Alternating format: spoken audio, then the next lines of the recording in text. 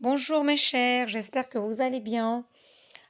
Nous sommes le vendredi 26 juin 2020. Tout de suite, je vous présente la correction des exercices de soutien des unités 7 et 8 que voilà, je vous ai demandé de faire hier. Hein? Alors, suivez avec moi attentivement et si c'est juste, donc c'est bien, c'est très bien. Mais c'est pas grave, s'il y a une petite faute quelque part, vous la corrigez. C'est bien? Allez-y. Nous voici sur la page 62 de votre cahier d'activité. On commence tout de suite par les questions de lecture. On a vu le poème. Le texte qu'on a étudié, c'était le poème. Le poème a ses propres constituants, si je veux dire. Alors, un poème est organisé en chapitres ou bien en strophes. Bien sûr, c'est en strophes. Hein? L'ensemble des vers dans un poème donne une strophe. C'est bien? Et les vers sont des phrases ou bien des retours à la ligne. Alors, bien sûr, les vers sont des phrases. Dans un texte, comme on avait déjà vu, dans un conte, il se compose des phrases. Ce sont les phrases qui donnent des paragraphes. Mais, alors c'est ça la différence entre le texte ordinaire, disons le conte, et le poème. Alors, dans un texte, on a les phrases, alors que dans un poème, il s'agit des vers. Dans un texte, on a des paragraphes. Dans un poème, on a des strophes. Un poème qui est sous forme de dessin. Comment on l'appelle? Tout simplement, on l'appelle un calligramme et bien sûr, pas du tout kilogramme. C'est un calligramme. Le lexique. Relie les contraires. Alors là, les antonymes, les contraires. Un mot qui est tout à fait contraire de l'autre. Alors toujours le contraire, c'est jamais. Affreux, qui est très moche. Contraire, c'est magnifique. Très beau, magnifique. Honnête, pardon, sale. Le contraire, c'est propre. Honnête, le contraire, c'est malhonnête. Et pour ce contraire-là, on a utilisé le préfixe mal. Je vous ai dit que les préfixes servent à former des contraires pour certains mots. Courir. Je suis désolée pour ce que j'ai barré ici. Je me suis trompée, hein, pardon. Courir, le contraire, c'est marcher. Vous voyez, marcher. Arriver, le contraire, c'est partir. Gagner, le contraire, c'est perdre. Ouvrir, le contraire, c'est fermer. Ce sont des mots qu'on utilisait souvent. Trouve les mots de l'école qui correspondent aux définitions. Je sers à... Voilà, pour que ça soit bien clair. Je sers à tracer des traits. La règle, bien sûr. Je suis la matière où l'on calcule le plus les mathématiques. Je sers à effacer mes erreurs au crayon. Une gomme. Je suis l'endroit où l'on joue le plus à l'école. C'est la cour, bien sûr. D'accord? C'est la cour. Voilà. Et la règle, les mathématiques, une gomme, la cour, ces mots-là, ce sont des mots de l'école. D'accord? L'orthographe. Là, on avait étudié le son i, ni et le son que. Regardez les dessins et on doit nommer les dessins, écrire les mots. Hein. Ces dessins sont quoi? Le premier dessin, c'est un fauteuil. On entend i à la fin. C'est le son qu'on cherche à trouver. Et ça s'écrit avec il à la fin. Parce que là, on est devant un nom masculin. Un trognon. J'entends ni avec les lettres GN. Alors, ce truc-là, à l'intérieur d'une pomme, qu'on ne mange pas, on appelle un trognon. Voilà, c'est un animal, koala, hein. Ça s'écrit avec la lettre K, d'accord? Hein? Et voilà, au début du mot, koala avec K. Une fille, j'entends I avec le I avec deux L, hein. La lettre I avec les deux L, fille, d'accord? Dernier dessin, regardez, ce que vous voyez ici, on appelle une flaque, d'accord? Ça s'écrit avec QU, parce que c'est au milieu du mot. C'est bien, très bien. Là, on a des dessins que vous connaissez bien. De quoi s'agit-il? Alors, quelle est la bonne écriture? Alors, ce que je vois dans le dessin, c'est un cahier. Et ça s'écrit avec H. C-A-H-I-E-R. Bien. Oreiller. J'entends y. Et ça s'écrit avec I, deux L au milieu. Enfin, on a peigne. Hein? J'entends ni. Et ça s'écrit avec GN. Voilà. GN. Nieu. On passe à l'exercice suivant. Alors là, on demandait de souligner le sujet en bleu et d'entourer le verbe en rouge. Le perroquet bavarde sans cesse. De qui on parle? On parle du perroquet. Alors là, le sujet, c'est le perroquet. C'est lui qui va faire l'action. Quelle est cette action? Quel est ce verbe? Le perroquet fait quoi? Le perroquet bavarde. Alors le verbe ici, l'action ici, c'est bavarde. Un énorme gorille gratouille son ventre. Un énorme gorille. Alors là, j'ai un déterminant, c'est un, hein, ce que vous voyez, ça c'est un déterminant. Après le déterminant, j'ai un mot énorme. Alors le mot énorme, est-ce que c'est un nom d'une chose? Non, non, non, non. C'est un nom d'un animal? Non plus. C'est un nom d'une personne? Non plus. Alors là, il ne s'agit pas d'un nom. Énorme qui veut dire très grand, ça c'est un adjectif. Énorme qui veut dire très grand, là c'est un adjectif. Et on sait très bien que le groupe sujet se forme de quoi? D'un déterminant plus un nom. Alors est-ce que je peux prendre le mot énorme avec le déterminant et ça peut me donner un groupe sujet? Bien sûr que non. Parce que ça, c'est un adjectif. Je prends le mot suivant, gorille. Ah, gorille, c'est quoi gorille? C'est un animal. C'est un animal. D'accord? Gorille, c'est un animal. C'est un nom d'un animal. Alors, qu'est-ce que je comprends? Que là, j'ai un groupe sujet qui se compose d'un déterminant et d'un nom d'un animal. Un gorille. C'est bien. Le groupe sujet ici, c'est un gorille. Alors, mais que fait ce gorille-là? Hein? Gratouille. Alors là, l'action que fait le gorille, c'est qu'il gratouille son ventre. Alors le verbe, c'est gratouille. C'est pour ça qu'on a entouré avec le rouge. Dernière phrase. En hiver. Alors, lorsque je dis hiver, ça c'est une saison. Nous, qu'est-ce qu'on cherche? On cherche le sujet, le groupe sujet. Le groupe sujet qui peut être soit un nom propre, soit un pronom personnel, soit un groupe nominal sujet qui se compose d'un déterminant et d'un nom.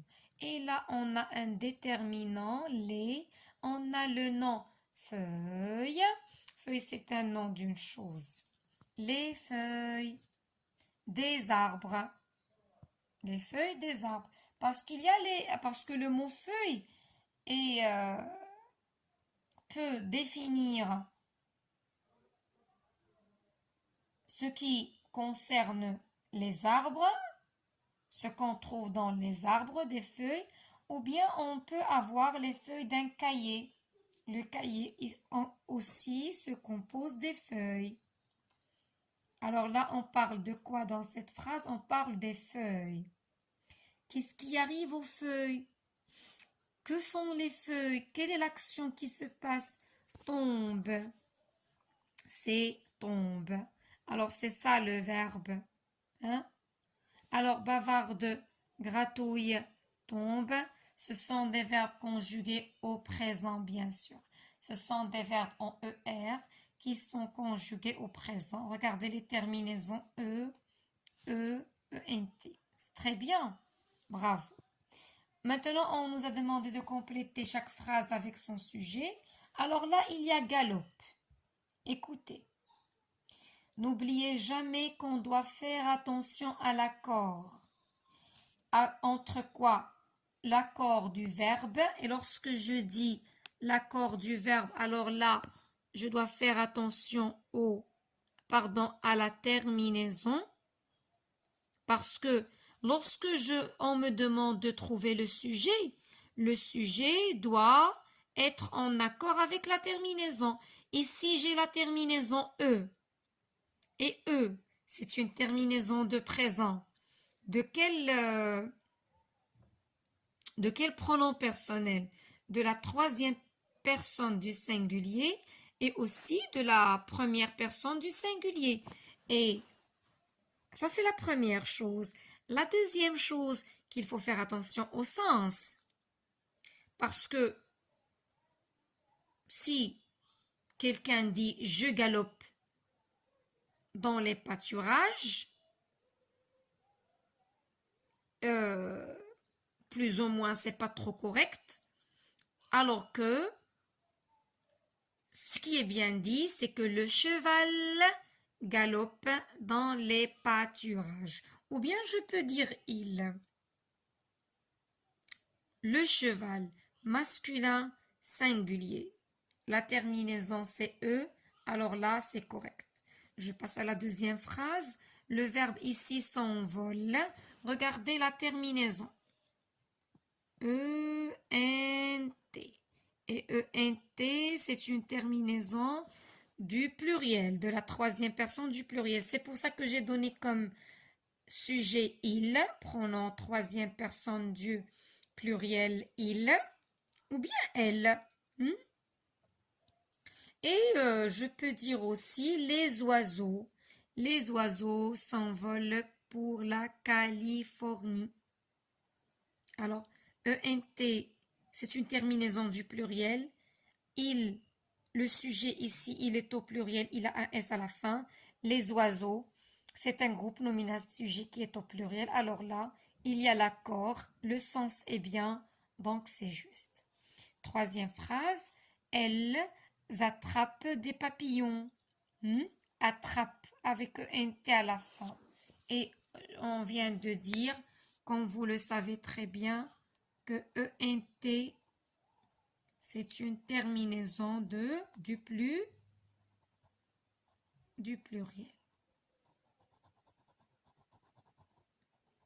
C'est une terminaison du pluriel.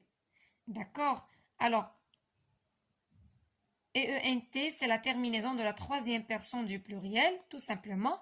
Alors, soit elle féminin, soit il masculin.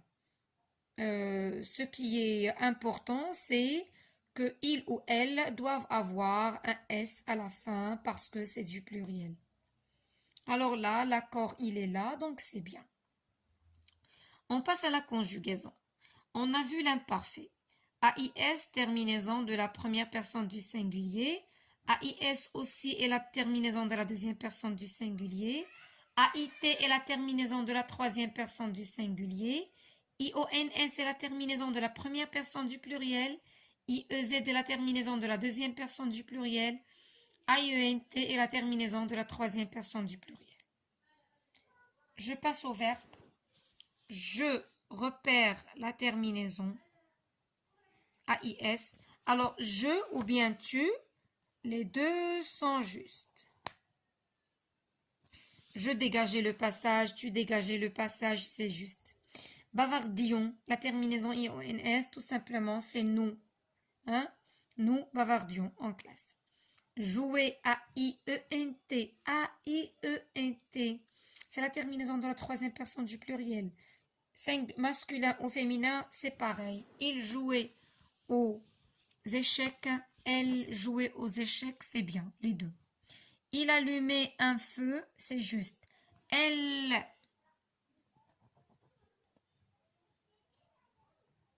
allumait un feu, on allumait un feu, c'est juste. Parce que ces trois pronoms-là,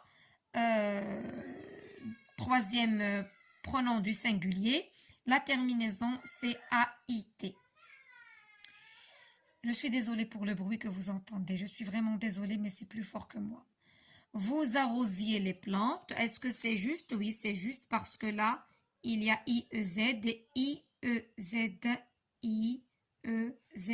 Terminaison de l'imparfait de la deuxième personne du pluriel vous. J'avalais une mouche. Alors là, j'ai A-I-S, A-I-S. Terminaison de la première personne du singulier et aussi de la deuxième personne du singulier. Ça veut dire si quelqu'un a déjà fait tu, c'est bien. J'avalais une mouche, tu avalais une mouche, c'est juste les deux. On vous demande de mettre ou bien de transformer ces phrases qui sont déjà conjuguées au présent, de les transformer à l'imparfait. Alors qu'est-ce qu'on va transformer lorsqu'on dit l'imparfait? C'est un temps. Le présent, c'est un temps de conjugaison. L'imparfait, c'est aussi un temps de conjugaison. Alors là, on va repérer le verbe et le conjuguer à l'imparfait. Alors, les soldats sont. Sont, c'est le verbe être conjugué à la troisième personne du pluriel au présent. Alors, c'est le verbe être. Là, on va conjuguer le verbe être à l'imparfait, toujours à la troisième personne du pluriel, les soldats. Alors, c'est été. Et accent T-A-I-E-N-T à leur poste. C'est bien. Deuxième phrase. Le cuisinier prépare le poisson. Quelle est l'action? Quel est le verbe? C'est prépare. Il est conjugué au présent. Là, je vais le conjuguer à l'imparfait. La terminaison de l'imparfait, c'est A-I-T. C'est bien. Nous marchons dans le noir. O-N-S, c'est terminaison du présent. On passe à l'imparfait, ça devient I-O-N-S. Hein? O-N-S présent, I-O-N-S imparfait. Tu, deuxième personne du singulier, allume, E-S, terminaison du présent. Et là, terminaison de l'imparfait, A-I-S. D'accord? J'espère que tout est juste. Et je suis certaine que, bi'idnillah, tout sera juste. Maintenant, on passe à la... Regardez, suivez avec moi. Voilà. Il y avait la vignette de la page 63. J'ai demandé quoi? De décrire la vignette avec une phrase. Deuxièmement, d'imaginer un dialogue entre ce qui peut être dit entre la maman et le garçon. Et en fin de compte, il y avait une question. Quelle est la matière que tu préfères le plus? Et vous devez dire pourquoi. On va voir ça.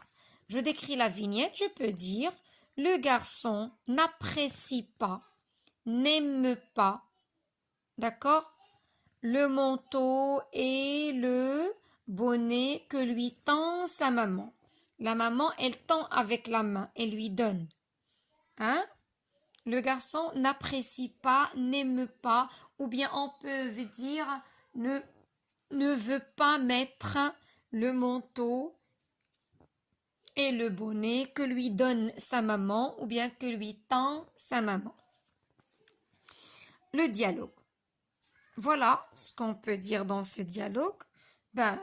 Bien sûr, il se peut que vous avez dit ça autrement, J'espère que c'est juste. La maman, il fait froid dehors. Mais regardez avec un point d'exclamation, parce que là, la maman, elle s'inquiète. Elle s'inquiète pour son enfant. Il fait froid dehors. Il faut que tu mettes ton manteau et ton bonnet.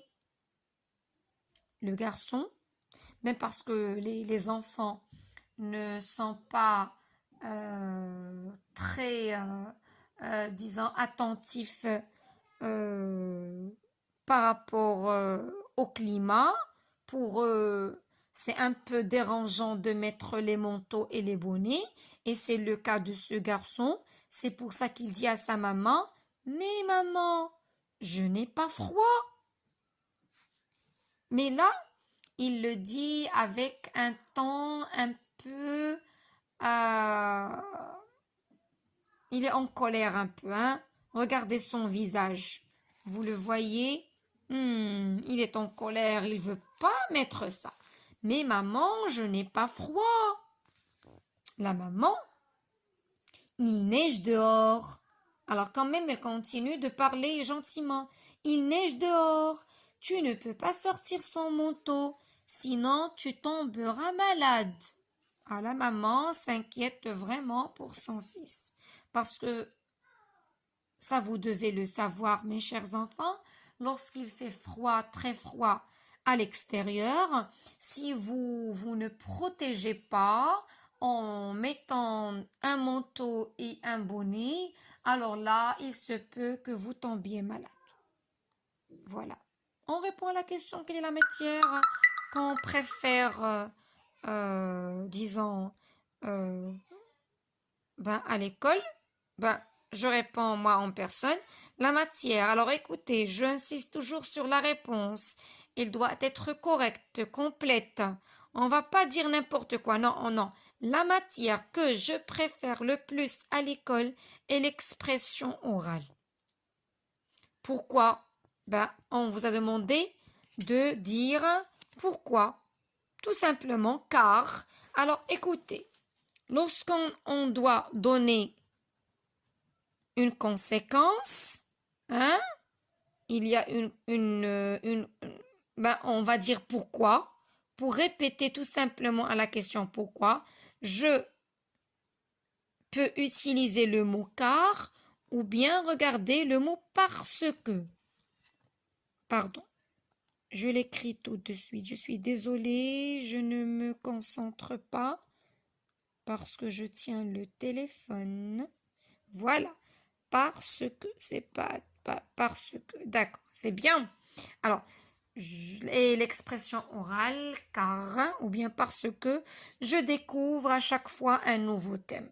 Ben, comme vous le savez, lorsqu'on travaille l'expression orale, à chaque fois on a affaire à un nouveau thème, à un nouveau lexique, un nouveau vocabulaire, on découvre de nouvelles photographies, ainsi de suite. J'espère que la plupart des réponses sont correctes. Je vous souhaite un bon week-end. Et si c'est encore possible, on se reverra dans une prochaine vidéo. Merci les enfants. Au revoir.